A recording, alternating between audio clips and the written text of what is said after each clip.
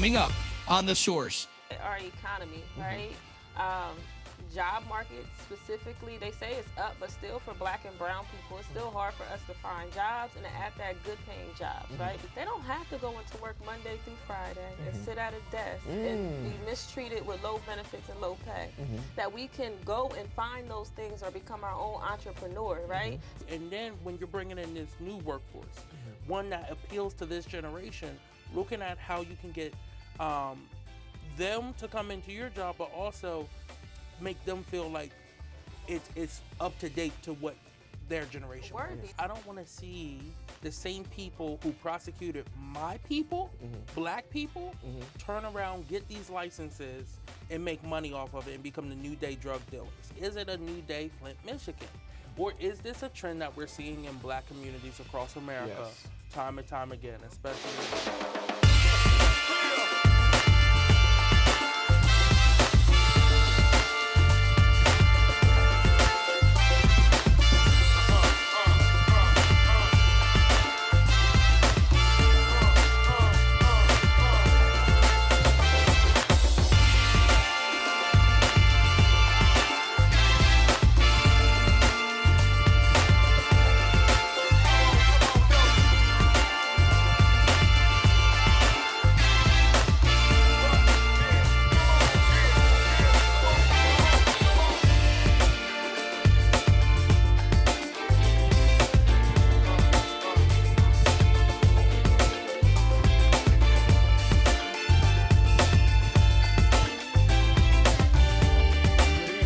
Dr. Curry. This is Kobe Owens. Sinead Darby. And welcome to The Source. Well, it's another week that we will come together and just discuss some of the major news that is going on in and around the city. And we always start our week off by talking about the violence in the city and especially the shootings that may occur.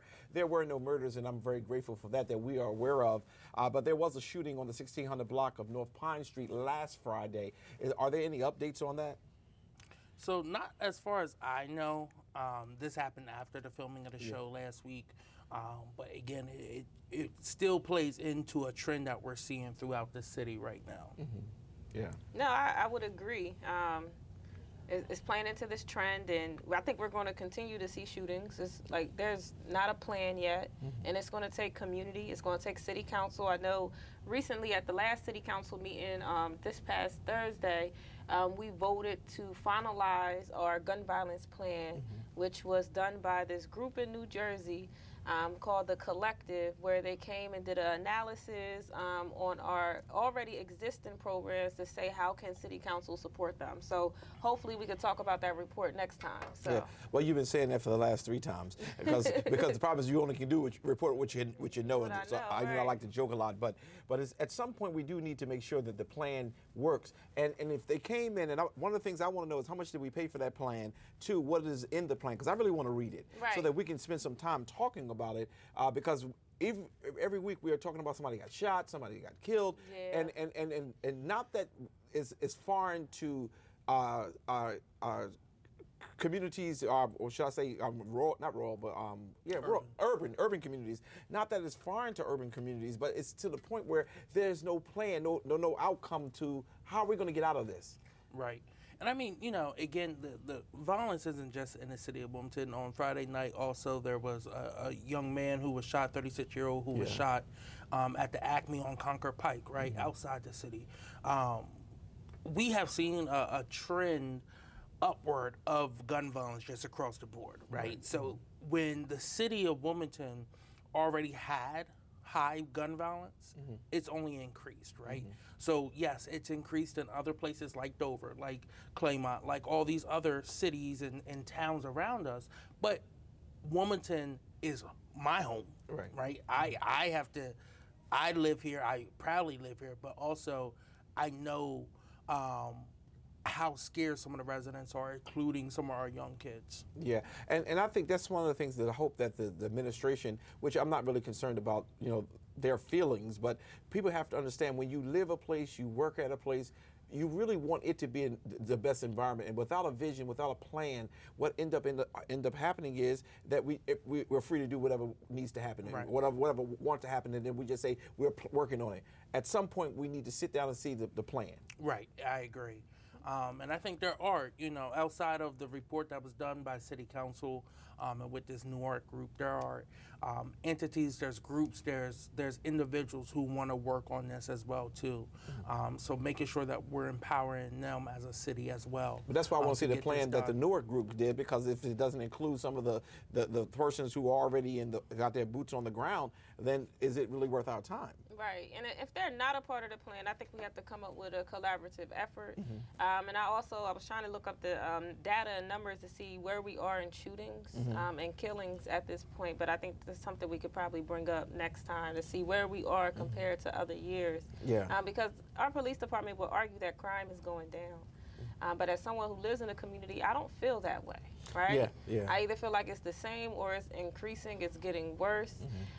So as a regular just community person, I don't believe those stats, and I don't know how they're measuring that. So yeah, well, we do have some issues sometimes with what's reported. yeah, well, what's reported? Yes, Right. Yeah, because sometimes they don't report that this happened, that happened, and we hear through the streets that things happen, but when we don't see the news, we ask why it wasn't said. So I just hope that we will be able to look at that. There's another little thing that happens that's happening right now. There was a woman over the weekend who tried to rob several TD banks. And I don't know what's going on in the community, but she did it with a note. And then they said when they arrested her, she had a knife in her car. I don't understand what's going on with this. Is this a trend, or somebody need to help me?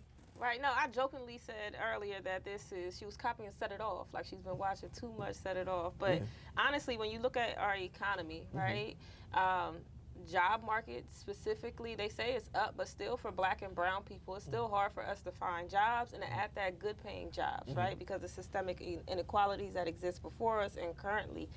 So we're seeing that in playing in action, right? The fact that she thinks she can go rob TD banks, like that's desperate. Yes. Like if I'm robbing a bank, I'm desperate, y'all. Like, come get me. Yeah. She said, come get me. Yeah. Right. And it started with the branch here in Delaware, but she also went to Westchester and then came back to Concord Pike. So I don't think she got any money, unfortunately. Fortunately, she didn't get any money. No one was hurt. But again, yeah, you're right. Look, people are struggling. Inflation's high. Gas is high. Food, milk Holiday costs. season's coming up. Yeah. I'm not justifying it. I'm not saying go rob a bank. Absolutely not. Please don't do that. Yes. But there is help out there so that you don't have to resort to something like that. So please, please, please reach out to people who have resources. Reach out. Honestly, right now in the 21st century, you can Google almost anything. So if you are in need of resources, look at what's in your area. Right, and even in need of resources, let's talk about mental health, because we don't know what her mental health status was, right? You took that right out of my head, yes. The point that you can think, for someone to rob the bank, it has to be some type of, some people are geniuses who have robbed banks historically. Yeah. But sometimes there are people with mental health issues, right? When I saw a picture of her, it looked like she was struggling in some area. Yeah. But that mental health issue has to be addressed too. Yeah. Because what's happening is you can have all the resources around you and not utilize any of them because mentally you're not wired to do so. Yeah. And I think that's a problem. I also want to push back just a little bit and say that while the economy is bad, gas is high, as an entrepreneur in this city who has about 35, 40 employees, there is a shortage in the workforce. Oh, absolutely. To the point where it's hard to find employees, quality employees who's willing to work beyond the day of payday. I've never seen a turnover to the level that I've seen. So at some point we got to deal with mental health, because a lot of times people know what they want, but then there's some mental things going on and they can't deal with the stresses of a job. But we also got to deal with this fact of the quality of especially African Americans getting their education, getting their trainings that they need to have in order to be successful in the marketplace. Yeah, and as a millennial, right, and I want to argue and say it's also the quality of the job. Okay. So jobs, people are realizing during this pandemic, they don't have to go into work Monday through Friday and sit at a desk and be mistreated with low benefits and low pay. That we can go and find those things or become our own entrepreneur, right? So I think it's also that component component of it too. It's like this generation, and I think even the younger generation, the younger generation won't even take a job if they don't got good benefits. Like who you talk, like my mom stayed at her job still at the same job since I was like 10, right? Me, I probably stayed 2-3 years tops. The next generation, like I'm not even gonna take the job if y'all not treating me right. But that's going to continuously harm the economy. But I heard you. There are some good paying jobs that even we offer here, and people just don't want to work. But I heard you say that Monday through Friday piece. You know, they just want to work 1 or 2 days. I don't have a problem with people working 1, 2, 3 days, but you don't get paid for 5, and you only want to work 2. Right. Well, more people want to work remotely, right? So working from home, like that. Like if I could do my job at home, why am I coming in? Yeah, but don't you get frustrated? How frustrated do you get when you see you calling someone to fix your computer, or whatever, and it's that automated person, and you want a real person? Yeah, they could set up real people at home. I worked at Discover Card at one point in time, and they set me up at a call center at home, and I answer calls. Okay, well, you're doing a good fight back. But honestly, most of those jobs, you speak of that right now, but a lot of those jobs are still open right now, and people are filling them very rapidly for the banks. The remote at-home call center jobs has been one of the fastest growing markets since the pandemic, right? Yeah. Since we started coming out the pandemic. I think the pandemic opened us up to a few things, right? So one, it definitely accelerated the change in our community, our society, towards being more technological. Oh, you done messed me up. Go ahead. Being more technology advanced society, right? So that right there shows that, you know, things that we thought we had to be in a boardroom with one another, that we had to have that meeting where it's one-on-one in an office, we could do it over Zoom. And we proved it for 2 years, right? Not only did we prove that, we proved that we could do our health visits over Zoom, we could do teaching over Zoom, large conferences, mass movements, organizing, rallies.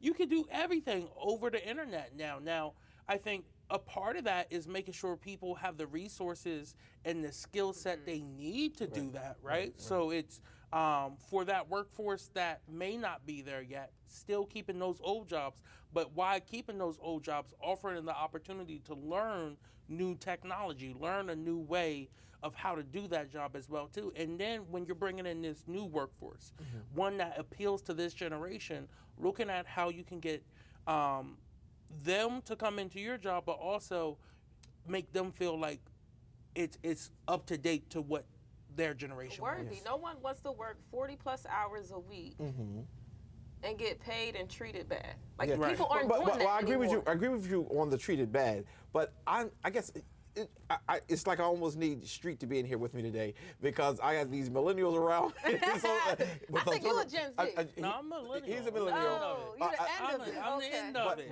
But the truth of the matter is, I believe in the touch. I couldn't stand the fact that when I did my physical, I had to be on Zoom. I want to be in the doctor's office so he can feel me, touch me, see if or not I'm where I'm supposed to be. So I disagree but agree. And I think if I'm to be successful as an entrepreneur, I am going to have to start thinking a little bit different and doing some things. But I just think about the quality. You talked about training. The quality of some of the things that I've watched people who do work from home, from the dog barking to children are still doing different things, has really set a problem for us as well. I mean, yeah, I get that. And sometimes some situations is a little too much, right? It's a little too much going on in your household. You got to be able to still be in a professional setting. So if you are going to have your kids, if you are going to have, you know, your 50 dogs running around, have them running around everywhere in the house, but you go in a room and shut the door, right? Create your They space. know that this is your time. You're in this meeting from, 9 to 10, right? And put a little sign on your door and leave it at that. That whole open flow thing, now that it does get a little too much with some people, but I think for the most part, most people are understanding if it's, your kid come in and ask you, hey, can I get some soup or something like that, that's fine. But it's when it's a bunch of birds, the cats walking across the street, that's too much. And you know what I'm afraid of? I'm afraid, and I'm always thinking on racism.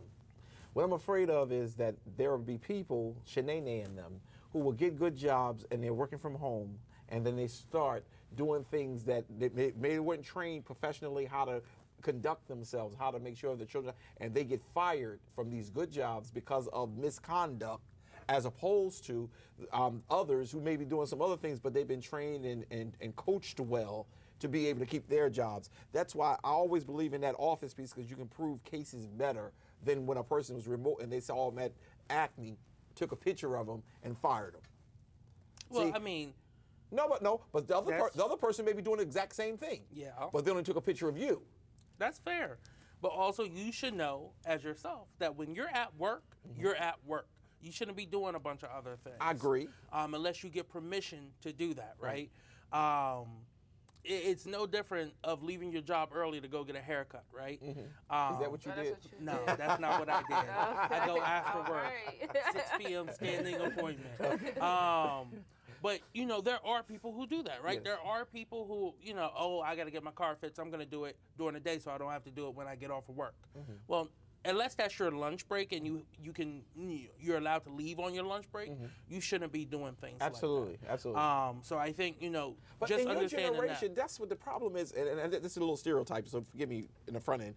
But in your generation, I don't know whether the training is there to understand that. I want to agree with you with some things that there is a group. I'm not going to say it's all of us. There is a group that did not get that training, right? My mom taught me these things. Right. You know, my mom put me in different programs, so I was able to learn how to act on a job and what to do.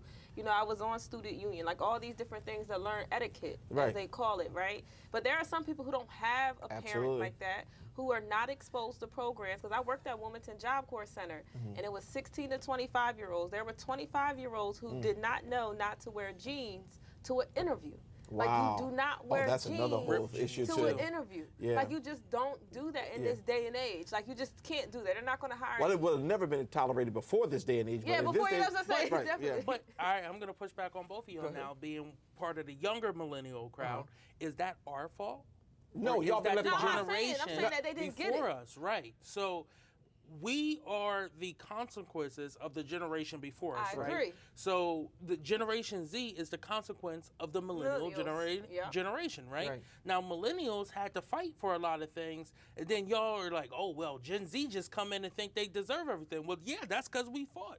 We saw the same thing. So based on the generation before you, that's how the next one is going to react, right? So if during the end of the generation, well, not the end, but as we started transitioning to a new generation, if people started latching on their parenting skills, latching on holding their kids accountable instead of, but now they go after the teachers, it creates a society of chaos, honestly. And this is a part of that chaos, right? People don't understand proper etiquette for things. I think it's a mixture. I think it's some chaos, and I think there's some just new way of being. Because, like, even like me I have a high schooler, right? I have a 9th grader.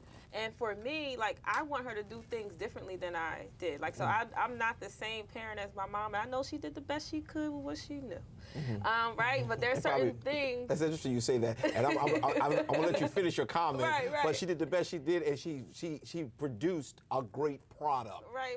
So for those of you educated people who always talk about my mama did the best she could, she produced a great product. Yeah, Can I she tell you what that did. product is? You. Yeah, she produced a great product, but there is always room for improvement. Okay, all right. Yeah, There's okay. always room for improvement. So for me, like with my daughter, like mental health wasn't a thing in my house. If I told my mom I was depressed, my mom would be like, go depress them dishes. It might be some extra. It might have been some extra in that. You know, you okay? I got like you. me, like if my daughter, like I'm constantly having conversations with her, putting her in, like if she needs therapy, like I'm open to those conversations. I'm a very different parent than my mom was, right? Right. And I think it's some benefit to it, and some not so good Right. to Thank it. you Right? for Are you a different parent than your mother, though? I think Right? I am. Your think mother you- was very involved in your life, right? She was involved. And you're involved in your daughter's life, right? Involved in different ways. In different ways, But right? you have a different that's because exposure. it's different times, right? Okay. So still that involvement from the generation above you is key and critical to shaping you, right? So whether it's us learning and evolving, right? Just look at our styles over each decade changes immensely, right? Right. So we learn new things. We learn some of the things that we thought was new and innovative and good, maybe not so good. We learned that some of the things that had bad stigmas around it, like mental health, maybe even, I'll say 2 decades ago, is now becoming more of a household conversation that people are pushing to have, right? So it's not necessarily different. I think it's more of you're engaged and others aren't, right? So if you lack that engagement and lack that care, that's when you start to have things start to crumble. Your foundation starts to crumble more and more. Yeah, it's a whole. There needs to be a sociology course on the generations that we're in, because I am the Y generation. So it's like it's really interesting. Not Y. What am I? Not a boomer. I don't know. No, I'm not a boomer. No, hey, I am not. I'm right under that group. I think. Was it the silent generation? I think I'm the Y. I'm the Y. I'm that generation right under the boomers, but I'm not nowhere. I'm not boomers. But anyway, the point I'm trying to make is that our parents did different things, and they helped. As soon as you said, I was a little depressed, and Mom was saying you better go depressed with those dishes. Now that was my mother. Right. Where she didn't believe in all. She believed that we have weakened our generations by all this counseling stuff, and even though it has helped us, but I don't know, sometimes I wonder, and I'm not authority, so please do not take my advice on this, are we weakening our generations, not for those who really need counseling? My daughter, she's playing volleyball for the first time, and she's in the 6th grade now, and she didn't do as well her first game. She fell apart. And I had to have my mother's type conversation with her. Right, come on. I had to, because my wife is a little different than I am. Both of us are educated, but I just think you got to be a little tough. You do have to be tough. You do have to be tough. But I think, a loss will humble you. Now, sports-wise, I don't like losing. I'm with you on that one. I do not like losing. Had a winning record in every sport I played. All right. Starting in the 3rd grade. Okay. So I don't like losing. So I get a loss can be devastating, but a loss can be needed to humble you and relight that fuel in you, that flame. Right, because academically she's a straight A student, but with that sport she couldn't get it. When she messed up, it just messed her all the way up, and I had to reground her. But the point is that's why I think sometimes we weaken, because I see my wife now. It's my baby. It's all right. It's fine. Don't worry about it. But also you have to find what works for you, right? Yeah. So that kid, each kid is different. Each kid is different. And sports, why sports may be fun, each sport or what you're good at is different. I was horrible at baseball. Okay. My team still won, and we went to the championship and won. Yeah. But I was horrible at baseball, right? But then when it came to football and rugby, I was good, right? I'm not going to say great because, I have an ego problem. But we won championships. You look like you're good at football. I was good at football. Okay. Nose guard. And that's why you went to Virginia. West Virginia. Where they play against Almost horses. Almost heaven. Yeah. But yeah, no, and you're Generation X. Oh, X, what did I say? Why? That's I us. am generation, you're right, because they always say we're the forgotten generation. You're absolutely. Well, thank you very much for setting me straight. But I'm glad we had this conversation. Even though this is not a part of the normal news, but I want to always engage what is going on with like this young lady with this whole robbing these banks. It's some mental issues going on. Yeah. But we were trying to figure out whether or not some of this is being addressed or not being addressed, and how we were brought up, whether you're X or Y or what, Z or millennial or whatever you are. But very good conversation. The last thing I want to talk in this segment real quick is this whole thing now. The governor, and I know it's going to cost your dandruff to grow up, but the governor basically vetoed the marijuana bill. You were not happy about it. We never got your feeling on that. That's going to mess you up politically. No, it's not. I am for legalization of marijuana, more for the justice impact of it, in regards to people who have prior convictions, and also being able to help people establish the storefronts and different things like that on who's been most impacted by marijuana convictions and things of that community. So you're more on the legal side of it. Yes. As opposed to the medical side. I think you were on both sides. Right. So medical marijuana has been... It's already happened. Right. Has been legalized here in Delaware. It's been legalized for a while. and it has its benefits, right? When it comes to just recreational use of marijuana, this is where I stand on it. I don't use it. I've never have, right? But also, some of your critics probably think you should. But this is where I stand on it. And I go back and forth on this all the time. Yes, I want it to be legalized so that my people stop being prosecuted for it.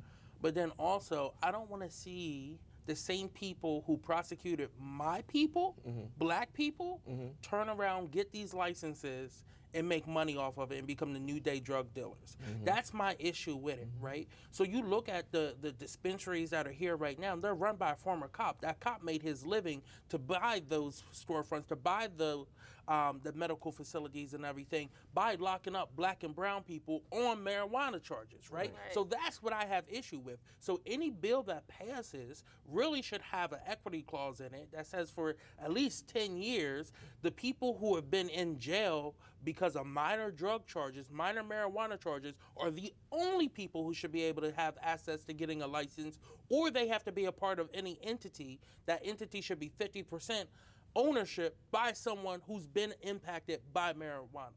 And that's how you start putting money back into the community. Yeah, and I think they started that in that bill. It's not as... I know it's not that, but it's not as, as equity centered as yours, but it definitely addressed that piece with the license, because I was trying to look at the legislation to draft a business plan because I wanted to get into the market. I don't smoke marijuana. I can't say I never did, but I don't currently You went to Temple, smoke it. I'm sure I you went did. to Temple, so I did try, but I don't smoke it now, as I have a lot of things going on in my life. But I was interested in the license piece, and I was a part of a community that's been impacted in the legislation. Okay. So I wanted to start got you. one. All right. Well, look, we're going to always be honest, and I'll just say that some of your critics probably think if you smoke some weed, you'll chill out and you're cool and you'll stop raising issues. Both of y'all, matter of fact, y'all need to have a session maybe where y'all can just do what y'all got to do.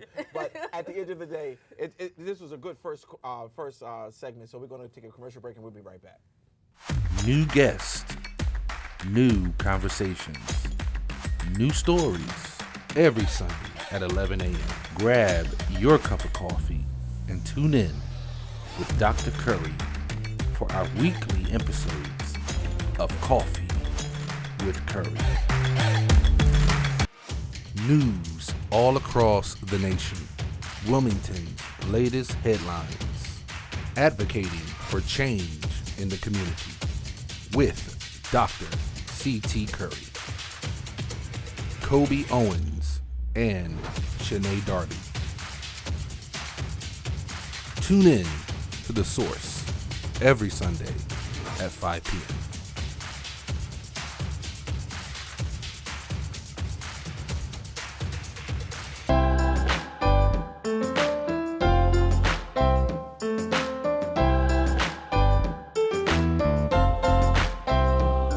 Tune in at 8 a.m. every Sunday for our worship services.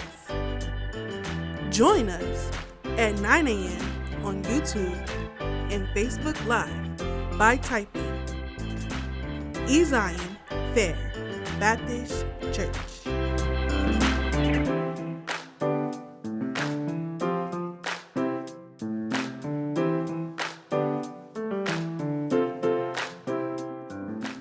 We are Wilmington's most exciting church.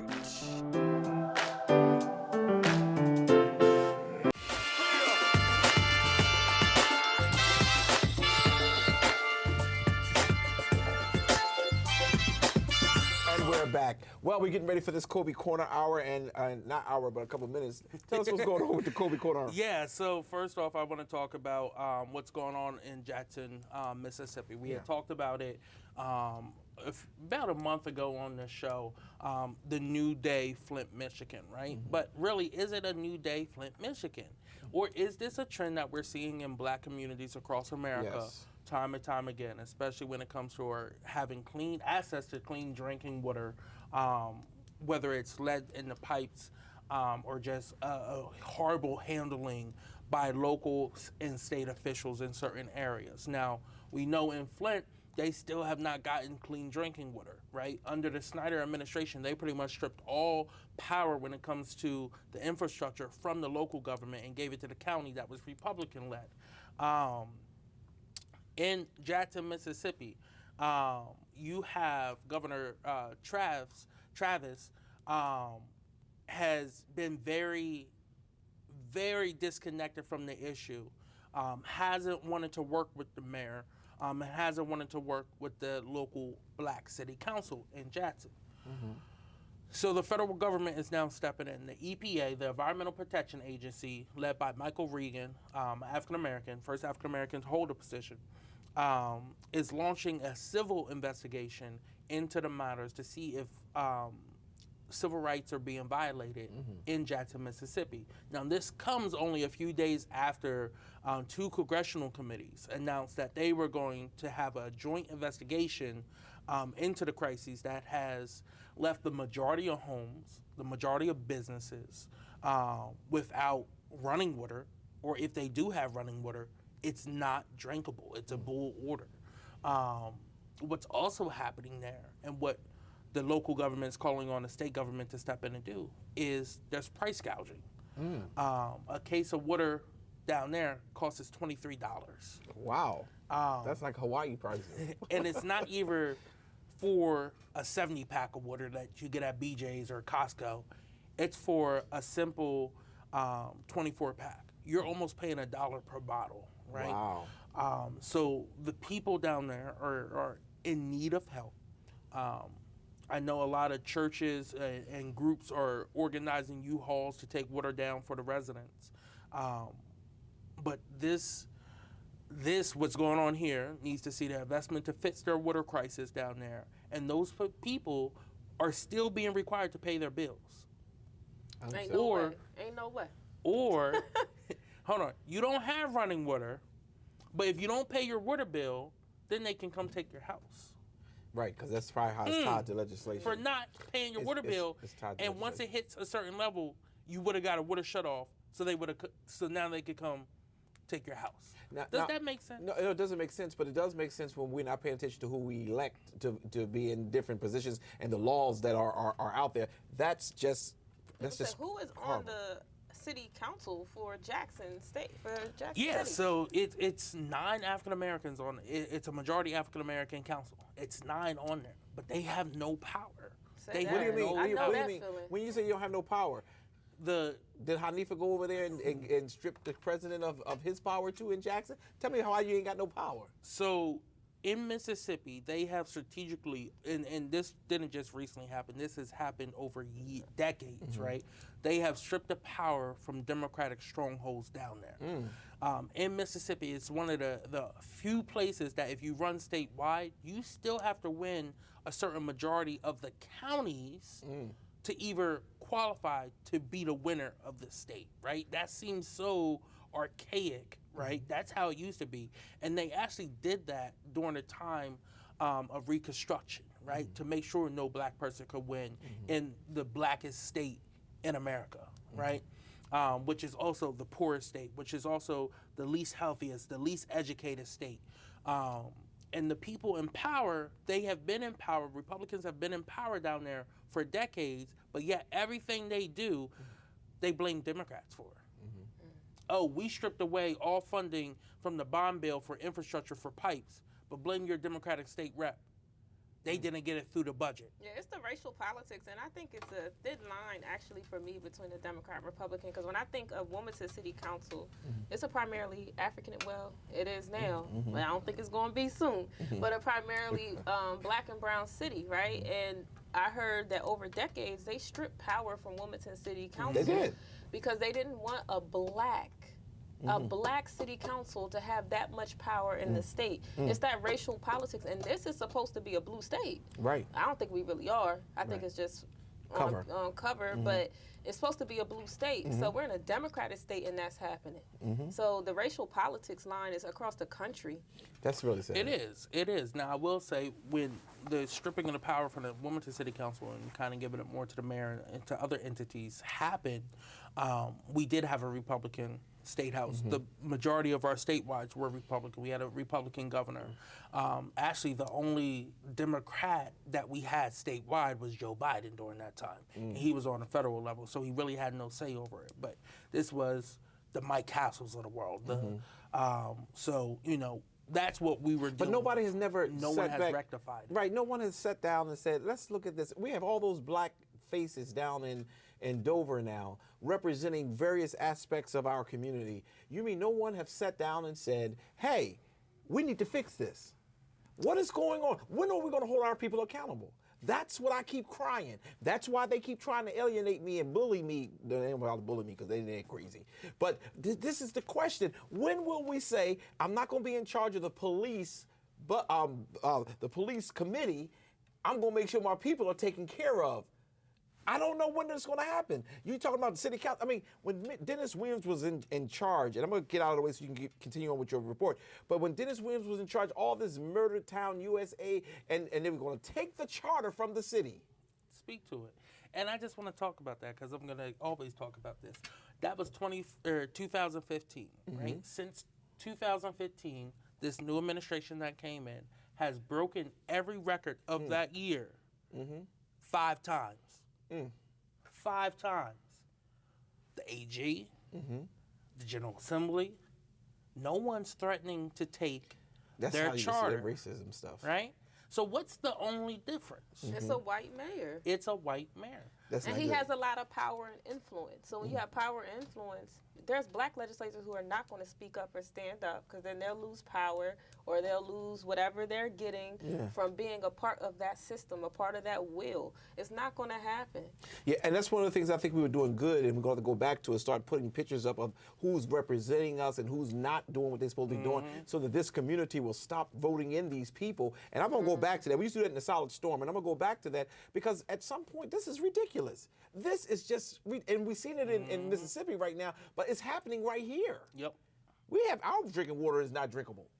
That's why I bring bottles. Well, I see every week. Good, I'm sorry. But also, I want to talk about another historic feat. A sitting U.S. president came to visit Delaware State University. It was the first time that's ever happened. And it, the crowd down there was so fired up to have the president on campus to talk about student debt relief and student loan relief. So if you make under $125,000, you get up to $10,000 knocked off how much you owe back, and then if you received a Pell Grant, it's $20,000 knocked off, right? So that's what the discussion was. It was speeches that I really took in was the speech from Zach Bernard, who was he's in charge of the Black Men Association down there.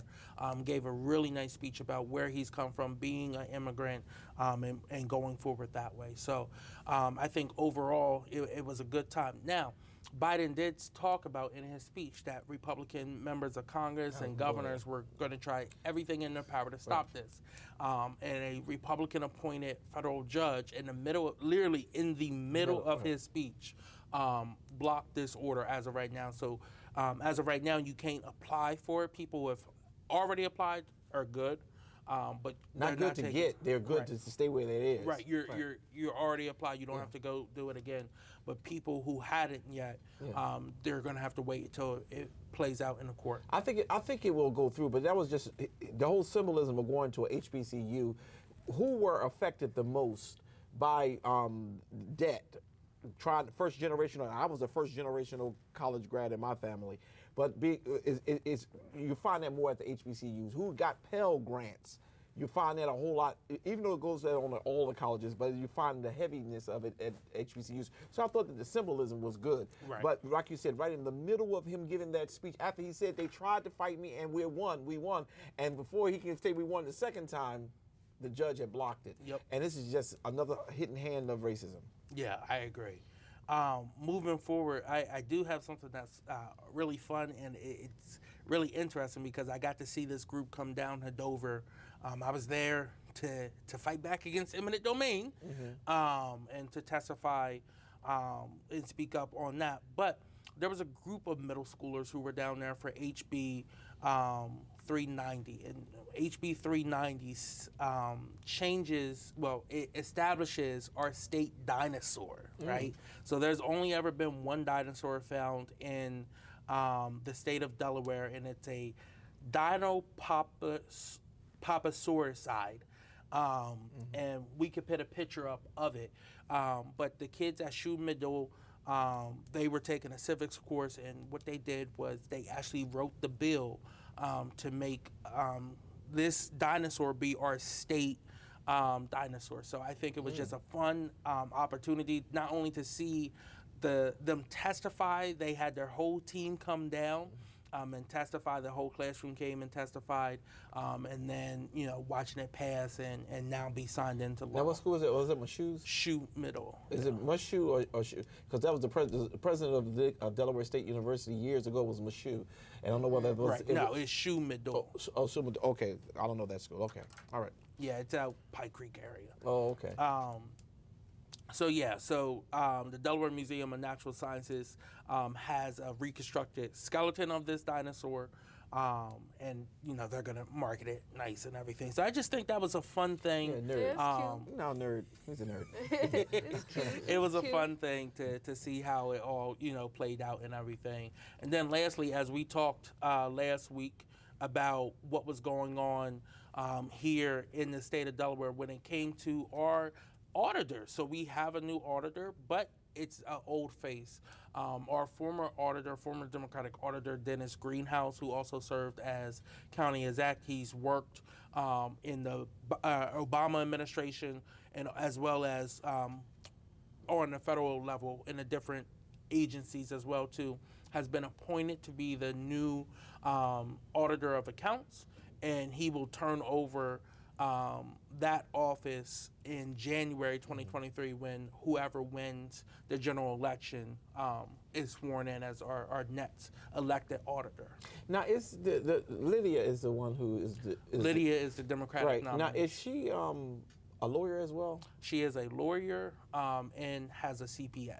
Okay, good. Okay, just want to make sure I have all my facts right. Yeah. Anything else in your Kobe corner? You still got a minute. No, that's pretty much it. Again, I just want to say November 8th is your last opportunity to vote, but it's not your only opportunity to vote. We still have early voting here in the state of Delaware. It started yesterday, the 28th, and it's going to keep going until November the 6th. We're going to be doing a Souls to the Polls at the Riverfront location, Shipyard Shops, 912 Shipyard Shops at the Riverfront.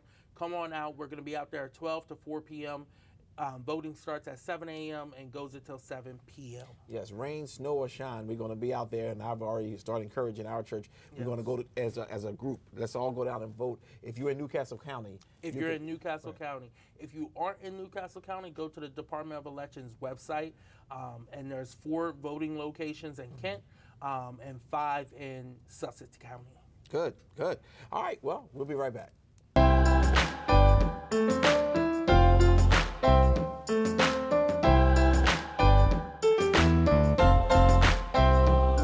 Tune in at 8 a.m. every Sunday for our worship services. Join us at 9 a.m. on YouTube and Facebook Live by typing Zion Fair Baptist Church.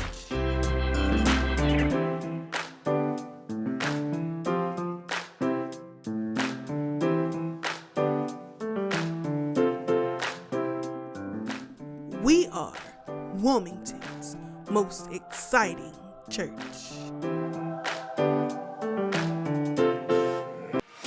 News all across the nation. Wilmington's latest headlines. Advocating for change in the community with Dr. C.T. Curry, Kobe Owens, and Shanae Darby. Tune in to The Source every Sunday at 5 p.m.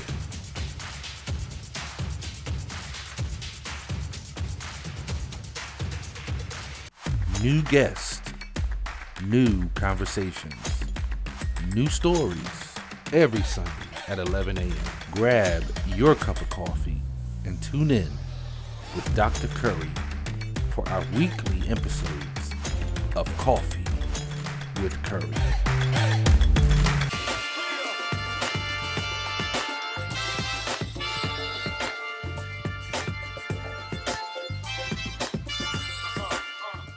And we're back. Just real quickly, on the Silent Storm area of our show today, I want to talk a little bit about the Democratic Party, national and local.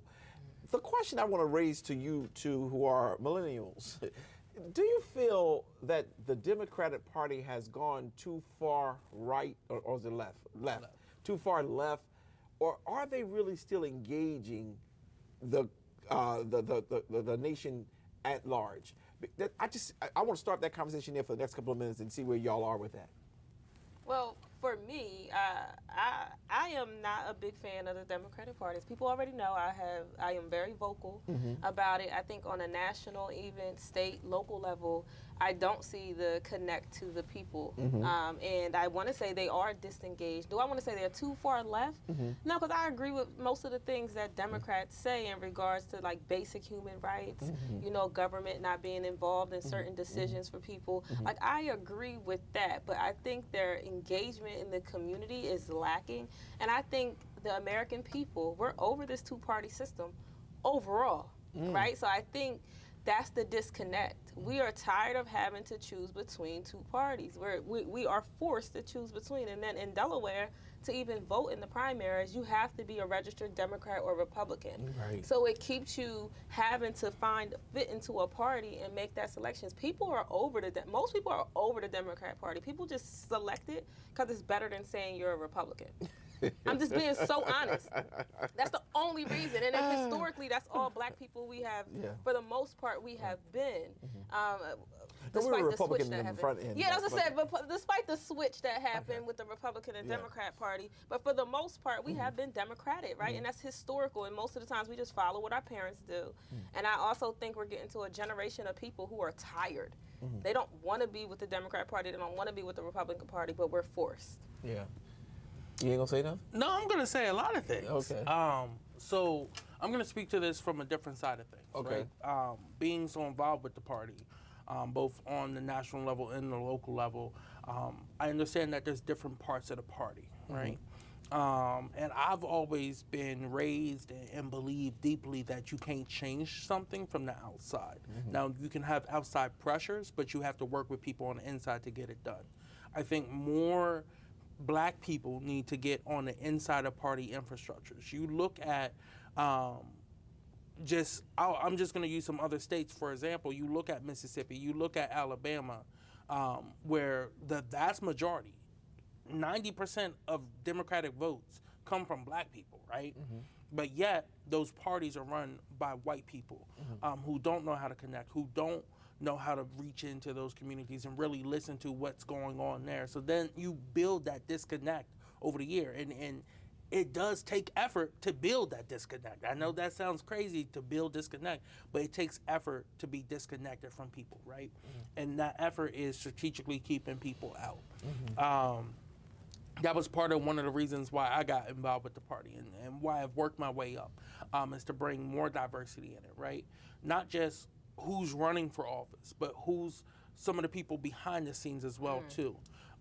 So since I have been in, we have increased that diversity down in the General Assembly. And does that always mean No, it does we're not. all going to be No, it on the does not. same? I mean, some of the seats that have been traditionally black is where some of the worst elected officials, especially in the first RD,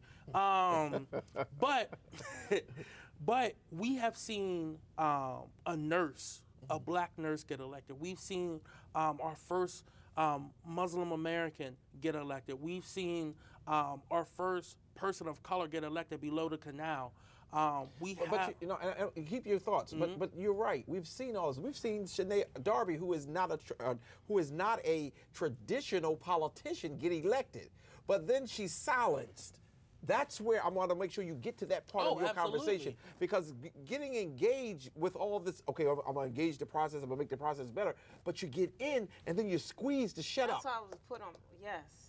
Yeah, but here's the thing with that, right? So you either have black people who go and vote. just because they're told to vote instead of actually doing the research, right? So making sure you're empowering people, and we've done it in other parts of the state. It's the city that they have such a tight grasp on, right? If one person says vote for this people, then they're just going to listen to that person instead of actually looking and see, all right, how has this person who I'm voted for me? How have they represented me on council? How have they made sure that my life, my quality of life, the community life was all better? And it's not really done in all parts of the city. Right. You absolutely. Now, you do have some areas that are very involved. You have the 2nd district, you have the 1st district. But then you need more than that. You need more than just a few votes on city council. You need 7. When I was talking about, and I'm gonna let you release yourself a little bit, but when I was talking about the regentification here in South Bridge, you know, Sister Darby, the truth of the matter is, I go to civic association meetings now, and I see the few folks that come to those meetings, and I sit and listen to them. They do not see what's happening. All that stuff that's happening downtown, all those apartments that's being built downtown, all of those new residents that's going to be coming from out of town downtown is going to give South Bridge no voice at all. Say that again. And I don't think nobody is paying. People are not, they were so worried about this one street, Bradford Street or B Street, when they're not paying attention that they are part of a district. Yep. And the district is turning. And when the district turns, whoever is representing, well, I have a very good relationship with our Ms. Harley, but the reality of it is when the district turns, she's going to have to go, or whoever is representing, with where the people who are voting. And South Bridge itself is not really a big voting block for this one little area. Yes, and it's a part of East Side that's in that 4th district, right? And they're going to lose their voice as that community grows. And when I was on the redistricting committee, that was my argument. I said, let's put East Side is a small community, and it's congruent. Why don't we put East Side together in the 3rd district so they have more of a power and say? Now East Side, half of it is in 4th, half of it is in the 3rd district. That is strategically done in black communities to diminish people's power. So then you're going to have East Side and South Bridge, primarily black and brown people, and then you have Riverfront 2.0 that's about to be created, right? It's going to be more white folks and more outsiders. And that current council seat might not look like a black person in that seat. That's what I'm trying to get. That person who's currently, whoever it is, Councilwoman Harley, that person, she may get replaced because she's not going to be able to represent what people want down there. Right. It's like the 8th district. The 8th district is probably most of the time going to be a white person. Like we know 8th district, we know that, okay, we don't really think about the 8th district half of the time. Like, all right, whoever runs over there. Because that's really not the community we're speaking to. The 4th district is going to become that. Yes, and that's why I was asking. I'm gonna let you finish, but that's why I was really asking. Are we losing?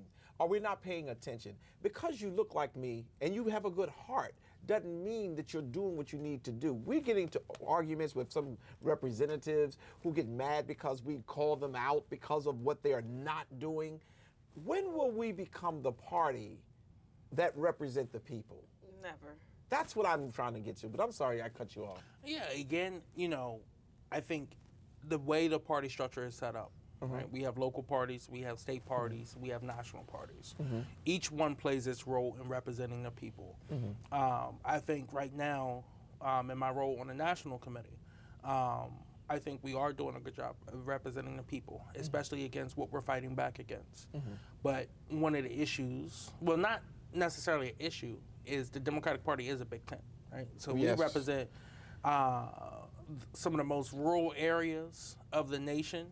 And I've gotten to talk to these people, and they're Democrats, right? They believe in some of the same things, but their thinking is a little different, right? So while we may all have the same goal at the end of the path, it may be 5, 10 different pathways to get to that center mark. So trying to navigate that, I think we have to do a better job at navigating that. To go back to Shanae's comment earlier, then what about us trying to figure out how, my daughter, she's 11 years old. She goes and vote with me every year since she was 2 years old, and we talk about the candidate and things of that nature. I asked her a couple months ago, I said, so when you're 18 and you declare, are you going to be a Republican or a Democrat? She said, I'm going to be an independent. I said, an independent? She said, yes, because I don't like none of them. Yep. And she's 11 years old. So at what point do we start talking about getting rid of these two-party systems? Because that is a problem. Yeah, I agree. If you got to be in one of the two to get elected. And one is so far right, it's just unbelievable, all the damage to democracy that they've done. Yeah, don't want to be on that side.